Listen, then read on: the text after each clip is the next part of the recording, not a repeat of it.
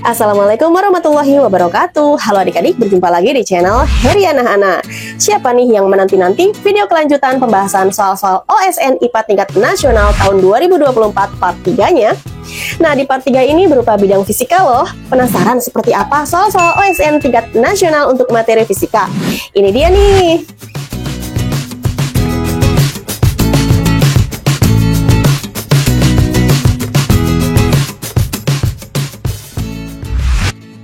Soal nomor 1.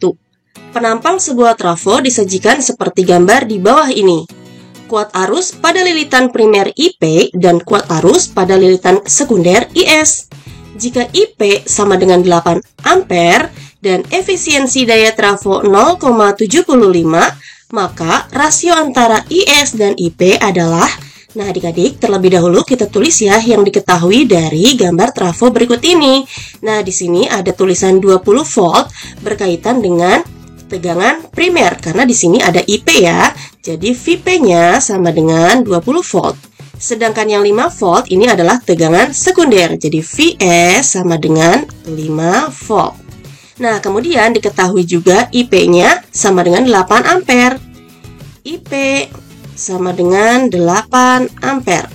Dan selanjutnya ada efisiensi daya trafonya 0,75. Nah, efisiensi dilambangkan seperti ini ya. Efisiensi sama dengan 0,75. Nah, biasanya efisiensi dalam bentuk persentase. Berarti 0,75 sama saja dengan 75%. Yang akan kita cari adalah rasio antara IS dan juga IP. Nah, untuk IP sudah ketemu ya, yaitu 8 ampere. Berarti kita harus mencari berapa nilai IS atau arus sekundernya. Caranya adalah kita menggunakan rumus berkaitan dengan efisiensi trafo. Efisiensi trafo sama dengan VS dikali dengan IS dibagi VP dikali dengan IP dikali dengan 100%. Nah, nilai efisiensi trafonya adalah 75%. Kita tulis 75% sama dengan VS-nya 5 volt, 5 dikali IS-nya adalah yang kita cari. Jadi tulis lagi IS dibagi VP-nya adalah 20 volt dikali IP-nya adalah 8 ampere. Dikali lagi dengan 100%. Kalau ada lambang yang sama, kita bisa coret ya, yaitu adalah persentasenya. Jadi untuk persentasenya kita coret. Nah, kemudian untuk mempermudah kita sederhanakan ya. 5 dibagi 20 berarti mendapat 1/4. Jadi tulis 1 di atas, 4 di bawah. Nah, kita tulis lagi ya. Jadi 75 sama dengan 1 dikali IS kali lagi dengan 100. Berarti 100 IS dibagi 4 dikali 8 jadi 32. Nah, 75 kita kalikan dulu dengan 32 ya. Jadi 75 dikali 32 adalah 2400. Jadi 2400 sama dengan 100 IS. Jadi untuk mencari IS adalah 2400 dibagi 100. Nah, untuk mempermudah, kita hilangkan nolnya ya. Coret 20 dan coret 20. Jadi 24 dibagi 1 adalah 24 ampere. Nah, pertanyaannya adalah rasio antara IS dan juga IP. Sekarang kita buat rasionya ya. Rasio atau disebut juga dengan perbandingan. Jadi, IS berbanding IP sama saja dengan 24 berbanding IP-nya adalah 8. Jadi kalau kita sederhanakan 24 banding 8 adalah 3 berbanding 1. Nah, ini adalah rasionya. Berarti rasio antara IS dan IP 3 berbanding 1 atau rasionya sebesar 3. Jadi jawabannya yang C. Lanjut yuk ke soal nomor 2. Rangkaian kapasitor berikut dihubungkan dengan sumber tegangan sebesar 6 volt. Besarnya muatan listrik pada kapasitor 4 mikrofarad adalah berapa mikrokolom? Nah, yang dicari adalah berapa muatan listrik pada kapasitor 4 mikrofarad yang ini ya. Terlebih dahulu kita harus mencari berapa nilai kapasitas totalnya. Nah, adik-adik jangan sampai tertukar ya antara lambang kapasitornya seperti ini dengan lambang hambatan. Kalau hambatan, lambangnya seperti ini. Nah, ini adalah lambang untuk hambatan. Biasanya dilambangkan dengan R. R berasal dari kata resistor. Sedangkan di soal ini bukan berkaitan dengan hambatan, tapi berkaitan dengan nilai kapasitas pada kapasitor yang dilambangkan garis lurus yang sama panjang seperti ini. Kapasitor dilambangkan dengan C. Nah, untuk besar hambatan pengganti pada hambatan berbeda dengan kapasitas pengganti pada kapasitor. Tapi tinggal kebalikan ya. Kalau untuk seri pada hambatan ditambah, sedangkan seri pada kapasitor menggunakan 1/.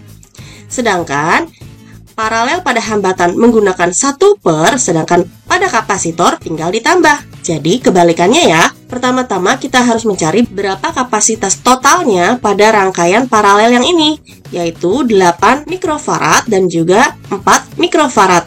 Nah, untuk mencari berapa kapasitas totalnya untuk rangkaian paralel berarti hanya tinggal ditambah ya. Jadi pertama kita harus mencari kapasitas total untuk rangkaian paralel terlebih dahulu. Nah, untuk paralel berarti tinggal kita tambah ya. Jadi kapasitas total untuk paralel atau C paralelnya sama dengan, tinggal ditambah saja 8 mikrofarad ditambah dengan 4 mikrofarad. Jadi 8 ditambah 4 adalah 12 mikrofarad. Nah, ini adalah rangkaian kapasitas total untuk bagian paralelnya ya. Selanjutnya, pada saat sudah diparalelkan, maka bentuknya akan seperti ini. Nah, kalau bentuknya seperti ini, berarti menjadi rangkaian seri kan? Yang ini masih bagian pertama yaitu 6 mikrofarad. Yang tengah adalah kapasitas yang sudah ditotal dari rangkaian paralel ini. Jadi, nilainya sudah 12 mikrofarad. Dan satu lagi, bernilai 12 mikrofarad. Nah, karena bentuknya sudah seri, maka kita harus mencari berapa kapasitas total untuk rangkaian seri. Untuk seri, kita menggunakan rumus 1/C seri sama dengan 1/6 mikrofarad ditambah 1/12 mikrofarad ditambah lagi 1/12 mikrofarad. Selanjutnya, kita akan samakan penyebutnya terlebih dahulu. 6, 12 dengan 12, KPK-nya adalah 12. 12 dibagi 6 dapat 2, ditambah 12 dibagi 12 dapat 1, ditambah 12 dibagi 12 juga dapat 1. Jadi 2 ditambah 1 ditambah 1 sama dengan 4/12. Nah, 4/12 ini masih nilai 1/C serinya. Nah, kita akan mencari C serinya saja. Jadi C serinya sama dengan, tinggal dibalik, 12 dibagi 4 sama dengan 3 mikrofarad. Nah, ini adalah kapasitas total untuk seluruh rangkaiannya ya, yang dalam bentuk rangkaian seri. Nah, selanjutnya kita akan mencari terlebih dahulu berapa muatannya, yaitu muatan totalnya dulu. Untuk muatan total, maka kita menggunakan persamaan Q sama dengan kapasitas totalnya, yaitu kapasitas dalam bentuk serinya, dikali dengan tegangan totalnya. Kapasitas total dalam bentuk seri sudah kita dapatkan sebesar 3 mikrofarad dikali tegangan totalnya yang ini ya, yaitu 6 volt. Jadi 3 dikali 6 adalah 18 mikrocoulomb. Nah, ini adalah muatan total ya. Sedangkan yang kita cari adalah berapa muatan listrik pada kapasitor yang 4 mikrofarad ini ya. Nah, adik-adik, untuk muatan pada kapasitor, ketentuannya adalah pada rangkaian seri memiliki muatan yang sama besar, yaitu muatan 1 akan sama dengan muatan 2 akan sama dengan muatan 3. Nah, misalnya muatan total yang sudah kita dapat adalah 18 mikrocoulomb. Berarti muatan yang ada di sini adalah 18 mikrocoulomb, di sini juga 18 mikrocoulomb, dan di bagian ini juga 18 mikrocoulomb. Jadi semuanya sama ya, karena dalam bentuk seri.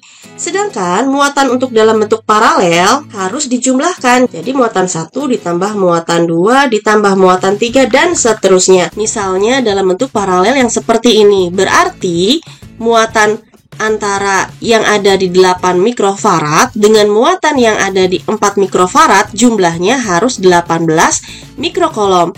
Nah, Bagaimana caranya supaya kedua muatan ini jumlah totalnya 18 mikrokolom?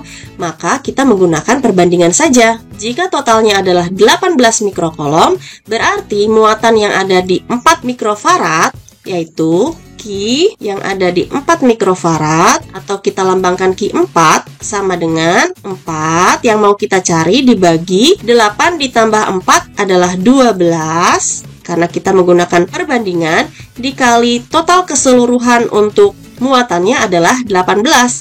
Jadi kalikan dengan 18. 4 dengan 12 kita sederhanakan, dapatlah 1/3. Jadi tulis 3 di bawah. Jadi sama dengan 1 dikali 18 adalah 18. 18 dibagi 3 adalah 6. Nah, ini kita sudah dapatkan. Jawabannya adalah 6 mikrokolom yang C. Oke, kita lanjut ke soal berikutnya. Nomor 3. Sebuah benda bergerak lurus dengan energi potensial ditunjukkan oleh grafik pada gambar. Benda bergerak dari kiri ke kanan dengan energi mekanik 16 Joule. Pernyataan yang benar tentang gerak benda tersebut adalah, nah adik-adik perhatikan di sini ada grafik terkait dengan energi potensial dan juga posisi. Nah, untuk energi potensial, posisi di sini berkaitan dengan ketinggian. Dari grafik ini menggambarkan bahwa nilai energi potensialnya sebesar 10 Joule. Energi potensial dilambangkan dengan EP. Jadi EP-nya sama dengan 10 Joule. Pada saat energi potensial 10 Joule di titik ini berarti memiliki posisi ketinggiannya 10 meter. Ketinggian kita lambangkan dengan H ya. Ketinggiannya 10 meter. Nah, sekarang apakah pernyataan A benar? Benda bergerak semakin cepat. Nah, adik-adik pada saat benda jatuh dari atas ke bawah dengan memiliki ketinggian tertentu, yaitu ketinggian 10 meter dari permukaan tanah, maka disinilah terjadi gerak GLBB dipercepat. Berarti benda tersebut bergerak semakin cepat. Tetapi berdasarkan grafik, di sini energi potensialnya tetap sama, yaitu sama-sama 10 Joule. Apakah benda bergerak semakin cepat walaupun posisi atau ketinggiannya semakin bertambah? Yuk, kita buktikan menggunakan rumus energi mekanik berikut ini. Energi mekanik sama dengan energi potensial ditambah energi kinetik. Nah, energi mekaniknya kan 16 Joule. Energi potensialnya tetap sama, yaitu 10 Joule. Nah, sekarang berapa energi kinetiknya? Berarti energi kinetiknya sama dengan 16 dikurangi 10, jadi 6 Joule. Nah, mau itu di ketinggian atau di posisi manapun, karena di sini energi potensialnya selalu sama, artinya energi kinetiknya selalu 6 Joule. Nah, karena energi kinetiknya selalu sama, maka kecepatan benda bergeraknya juga tetap stabil ya, walaupun benda tersebut bergerak GLBB dipercepat. Sehingga untuk pernyataan yang A kurang tepat. Sekarang pernyataan B, percepatan benda selalu 0. Jika percepatan benda 0 berarti termasuk ke dalam gerak benda GLB atau gerak lurus beraturan. Sedangkan benda ini bergeraknya GLBB, gerak lurus berubah beraturan. Jadi pernyataan B juga salah. Yang C, benda diam ketika di posisi X sama dengan 10 meter. Nah, kalau X atau ketinggiannya 10 meter, benda tidak mungkin diam ya, karena bendanya sudah pasti bergerak lurus berubah beraturan. Nah, jadi kemungkinan yang D nih, energi kinetik benda 11 Joule di posisi X sama dengan 5 meter. Nah, karena X 5 meter berarti di sini, jadi kemungkinan energi kinetiknya juga berubah ya, bukan lagi energi kinetiknya 6 Joule, karena bergeraknya sebelum ketinggian 10 meter. Sekarang yuk kita cari berapa sih energi kinetiknya. Nah, untuk mencari berapa energi kinetiknya, pertama-tama kita harus mengetahui dulu berapa massa benda tersebut. Caranya adalah kita menggunakan persamaan energi mekanik ini ya, tapi kita uraikan EP-nya menggunakan rumus energi potensial. Ingat adik-adik rumus energi potensial? Ya, betul. Rumus energi potensial sama dengan massa dikali gravitasi dikali lagi dengan ketinggian. Nah, sekarang kita uraikan ya. Energi mekanik sama dengan energi potensial kita uraikan M dikali G dikali H ditambah energi kinetiknya. Energi mekaniknya adalah 16 Joule sama dengan massa yang mau kita cari dikali untuk gravitasi, kita anggap gravitasi bumi nilainya 10 ya, dikali ketinggiannya yang 10 meter ini ditambah energi kinetiknya ini yaitu 6 Joule. Nah, jadi 16 sama dengan 10 dikali 10 jadi 100, dikali M jadi 100M ditambah dengan 6. Nah, sekarang 6 ini pindah ruas ke sebelah kiri ya. Jadi 16 dikurangi 6 adalah 10 sama dengan 100M. Yang mau kita cari adalah nilai massanya atau nilai M. Jadi M-nya sama dengan 10 dibagi dengan 100. Jadi 10 dibagi 100 adalah 0,1 kg. Nah, ini nilai dari massanya terlebih dahulu ya. Sekarang kita mau mencari nilai energi kinetiknya. Pakai rumus apa? Ya, rumus yang sama, yaitu rumus energi mekanik. Energi mekanik sama dengan energi potensial ditambah energi kinetik. Energi mekaniknya masih tetap sama, yaitu 16 sama dengan energi potensial kita uraikan lagi, M dikali G dikali H ditambah energi kinetiknya yang mau kita cari. Jadi 16 sama dengan masanya yang sudah kita dapatkan yaitu 0,1 dikali gravitasinya 10 dikali lagi ketinggian. Nah, untuk poin D posisinya X sama dengan 5 meter. Jadi ketinggiannya kita rubah menjadi 5 meter. Ditambah energi kinetik yang mau kita cari. Jadi 16 sama dengan, coret dulu supaya lebih mudah, 0,1 dikali 10 berarti 1 dikali 1 jadi 1 dikali 5 yaitu 5 ditambah EK. Nah, bagaimana mencari EK atau energi kinetik? Maka energi kinetiknya sama dengan 5-nya pindah ruas ke sebelah kiri, jadilah 16 dikurangi 5. Nah, jadi energi kinetiknya 16 dikurangi 5 sama dengan 11 Joule. Jadi, pernyataan untuk D, energi kinetik benda 11 Joule di posisi X sama dengan 5 meter, ini adalah benar. Nah, begitu ya adik-adik cara mengerjakannya. Lanjut ke soal berikutnya. Sebuah benda bergerak dengan percepatan tetap sepanjang lintasan lurus. Pada detik ke-1, benda memiliki kecepatan 2 meter per sekon dan telah menempuh jarak 3 meter. Kecepatan benda pada detik ke-0 sama dengan berapa meter per sekon? Nah, di sini benda bergeraknya dengan percepatan tetap, berarti benda tersebut mengalami gerak GLBB. Nah, adik-adik, yang diketahui di soal ini adalah pada detik ke-1 atau T sama dengan 1 sekon, benda memiliki kecepatan 2 meter per sekon. Jadi, ini adalah kita anggap VT-nya ya. VT-nya sama dengan 2 meter per sekon. VT adalah kecepatan akhir. Dan telah menempuh jarak 3 meter. Jadi, S-nya sama dengan 3 meter. Yang ditanya adalah kecepatan benda pada detik ke-0.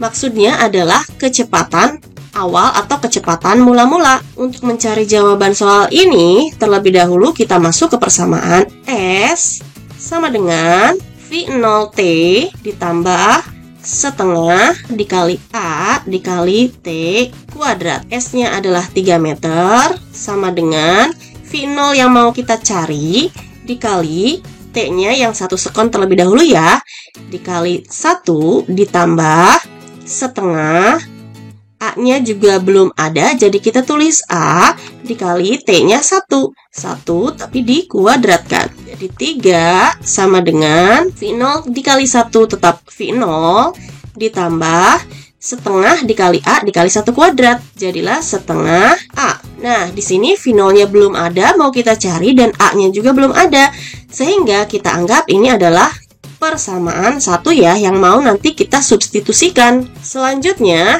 kita masuk ke persamaan VT sama dengan V0 ditambah AT.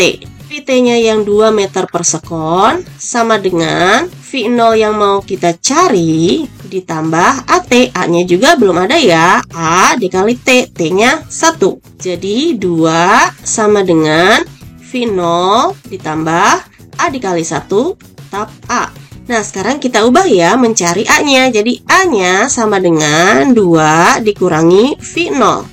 Nah, ini adalah persamaan keduanya. Jadi kita akan melakukan substitusi dari persamaan 1 ke persamaan yang kedua.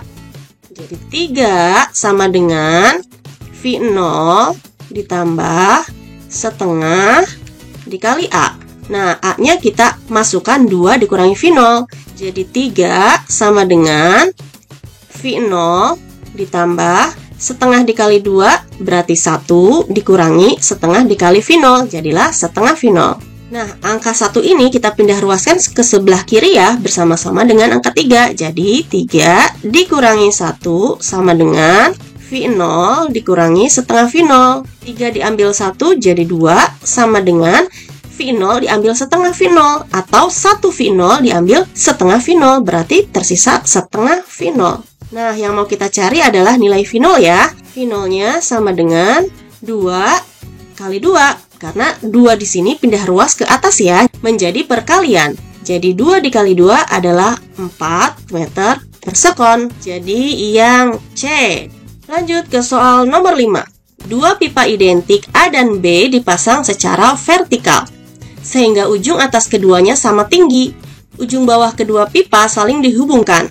Air dimasukkan ke dalam pipa A dan minyak ke dalam pipa B, sehingga tinggi kolom minyak di dalam pipa B adalah 5 cm. Massa jenis air 1 gram per cc dan minyak 0,9 gram per cc. Jika jarak permukaan minyak ke ujung atas pipa B sama dengan 2,5 cm, jarak permukaan air ke ujung pipa A sama dengan berapa sentimeter? Nah, adik-adik, untuk soal ini berkaitan dengan bejana berhubungan. Perhatikan gambar pipa bejana berhubungan berikut ini. Nah, gambarnya seperti ini adik-adik. Yang biru ini adalah air dan yang kuning ini adalah minyak. Pada saat air dimasukkan ke pipa A dan minyak dimasukkan ke pipa B, nanti akan seperti ini penggambarannya. Nah, minyak memiliki massa jenis yang lebih kecil sehingga posisi minyak pasti lebih tinggi dibandingkan dengan posisi air. Nah, di sini tinggi kolom minyak di dalam pipa B adalah 5 cm, berarti H2 ini sama dengan 5 cm.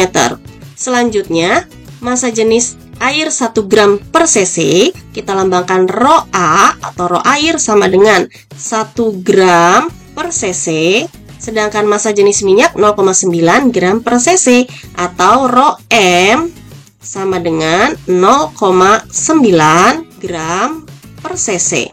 Kemudian, jika jarak permukaan minyak ke ujung atas pipa B sama dengan 2,5 cm, berarti itu adalah jarak dari permukaan minyak yang ini ke ujung pipa yang ini ya. Jaraknya sebesar 2,5 cm. Yang ditanya adalah jarak permukaan air ke ujung pipa A. Nah, yang ditanya yang ini ya, jarak dari atas sampai ke permukaan air. Nah, kita mau mencari nilai yang ini.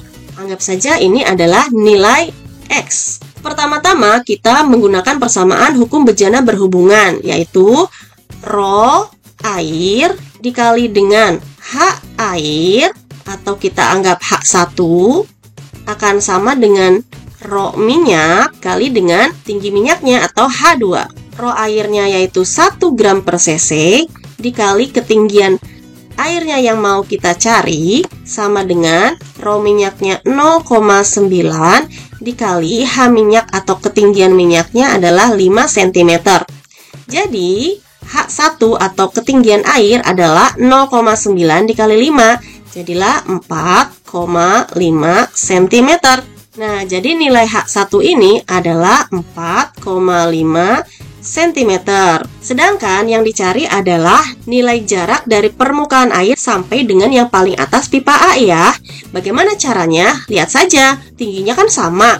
Kalau untuk minyak, keseluruhannya dari paling atas sampai ke sini 2,5 ditambah dengan 5 cm, jadi 7,5 cm. Sehingga kalau di total pasti sama ya, sama-sama 7,5 cm. Nah, untuk H1-nya 4,5 cm, berarti sisanya 7,5 dikurangi 4,5 adalah 3 cm. Nah, jadi jawabannya adalah 3,0 cm. Yang B. Sampai di sini dulu ya, walaupun cuma 5 soal, tapi lumayan banyak kan pembahasannya. Simak kelanjutannya di part berikutnya. Sampai jumpa. Wassalamualaikum warahmatullahi wabarakatuh.